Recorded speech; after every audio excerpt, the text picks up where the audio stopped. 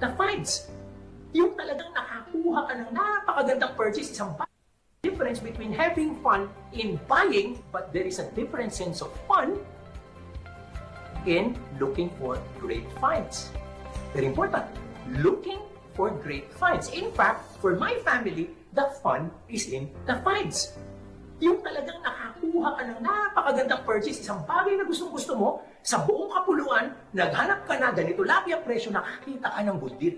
Yun ang talagang happy sila getting something they want at a deal that's best. Kaya minsan lang po, masasabi ko naman sa inyo, may downside din yan. Kasi natapos na yung araw, wala pa silang bitbit. Tapos sa bandang dulo, extended shopping hours kasi babalikan nila yung nakita nilang pinakamaganda at pinaka-okay ang presyo. Babalikan nila dahil susuyurin muna nila ang isang shopping center bago sila mag-make ng purchase decision. Nakakatuwa din po yun, yung understanding ng needs and wants. Kasi pag alam natin at nati-decipher natin which are real necessities and which are real luxuries, then we can control lifestyle.